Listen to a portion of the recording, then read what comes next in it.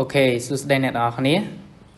ស្វាគមន៍មកកាន់វីដេអូថ្មីហើយវីដេអូនេះខ្ញុំលើកយកនៅលំហាត់ផលបូក1ដែល s ស្មើនឹង1បូក2បូក3បូក4បូករហូតដល់ n អញ្ចឹងយើងចង់ដឹងថាតើលំហាត់ហ្នឹងជាធម្មតាគេដាក់រូបមន្តយកតែម្ដងនៅពេលដែលយើងដោះស្រាយលំហាត់ផ្សេងៗហើយវាតកតងជាមួយហ្នឹងឥឡូវខ្ញុំចង់បកស្រាយឲ្យអ្នកនរគ្នាឃើញថាផលបូកអាហ្នឹងស្មើទៅនឹងចម្លើយរបស់វាដែលគេដាក់មកស្មើនឹង n កតា n បូក1ចែកឲ្យ2ហ្នឹងគេដោះស្រាយតាមណាដើម្បីឲ្យបានចម្លើយអញ្ចឹងឥឡូវខ្ញុំដោះស្រាយឲ្យអ្នកនរគ្នាមើលដូចទៅនឹងការបង្ហាញនៅបាទរូបមន្តដែរបាទស្រាយបំភ្លឺឲ្យអ្នកនរគ្នាឃើញពីរូបមន្តហ្នឹងហើយអញ្ចឹងយើងមាន s របស់យើងគឺស្មើនឹង1បូកឲ្យ2ហើយបូកឲ្យ3បាទចុចអញ្ចឹងមកបាទបូកឲ្យ n ហ្នឹងហើយបាទហើយ s ហ្នឹងគឺយើងអាចសរសេរវាជាលក្ខណៈត្រឡប់បានយើងសរសេរតួ n មកមុខវិញមក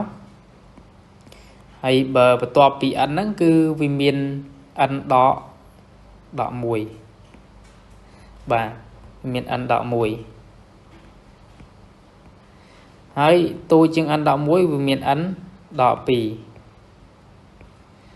បាទហើយចុចរហូតដល់1ហ្នឹងហើយមានន័យថាយើងបូកពី n ទៅវិញរហូតដល់1វិញអានេះបូកពី1រហូតដល់ n អាហ្នឹងគឺយើងសរសេរត្រឡប់គ្នាអញ្ចឹងមកហើយយើងបូកអង្គនឹងអង្គបាទអញ្ចឹងយើងបូកទៅអ្នកនរគ្នាឃើញថា s បូក s នេះគឺបាន2 2s ហើយយើងបាន1នេះបាទ1នេះបូកជាមួយនឹង n នេះបាទគឺវាស្មើទៅនឹង n បូក1អញ្ចឹងហ៎គឺយើងសរសេរបាន n បូក1បាទចំណែកឯ2បូក n ដក1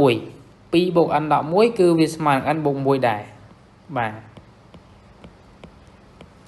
ហើយ3បូកជាមួយនឹង n ដក2បាទយើងបូក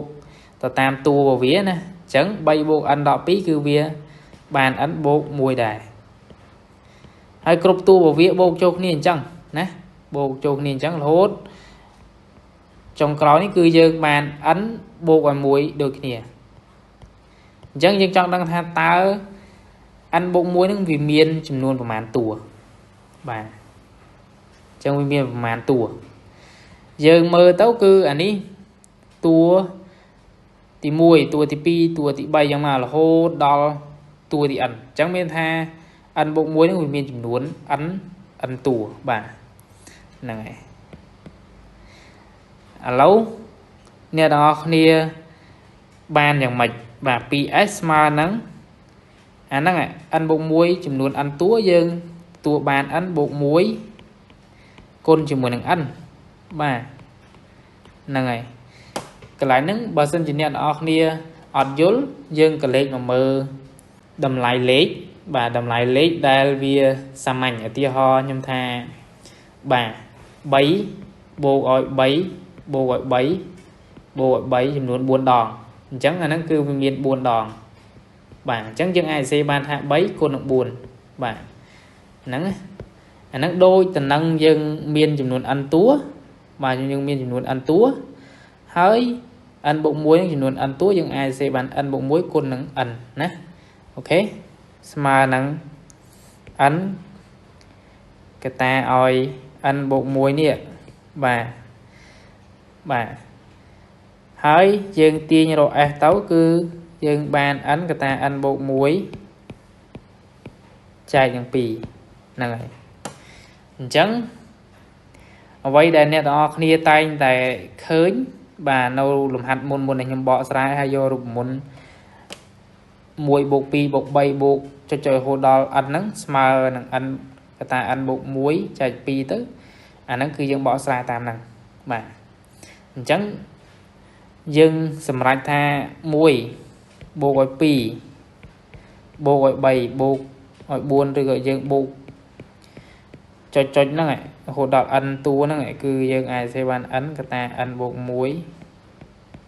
ចែកទាំង2ហ្នឹងហើយអាហ្នឹងនៅពេលដែលយើងតាក់ទងជាមួយលំហាត់ផ្សេងៗគឺយើងដាក់រូបមន្តយកតែម្ដងហ្នឹងហើយអាហ្នឹងជារូបមន្តទូទៅណាបើប្រៀបបីដូចជារូបមន្តទូទៅអញ្ចឹងផលបូកនេះផលបូក switch ប៉ុន្តែថ្នាក់ក្រោមយើងកាន់ចាំសិនក៏បានដែរហើយការស្រាយគឺខ្ញុំស្រាយឲ្យមើលបានប៉ុណ្ណឹងសង្ឃឹមថាអ្នកនរគ្នាយល់ណាខ្ញុំឧទាហរណ៍សាមញ្ញមួយដូចថាយើងមានតម្លៃលេខ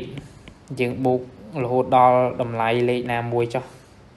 អ្នកនរគ្នាបូករហូតដល់តម្លៃលេខ2023អញ្ចឹងចម្លើយរបស់វាគឺបាទយើងអាចសេបានថា2023កតាឲ្យ2023បូកឲ្យ1ហើយចែកទាំង2ណាបាទអានឹងយើងអាចដាក់អញ្ចឹងយកតែម្ដងហ្នឹងហើយហើយយើងកណនីតាមហ្នឹងទៀតទៅអ្នកនរគ្នាគុណលេខគុណអីចឹងមកណាបាទ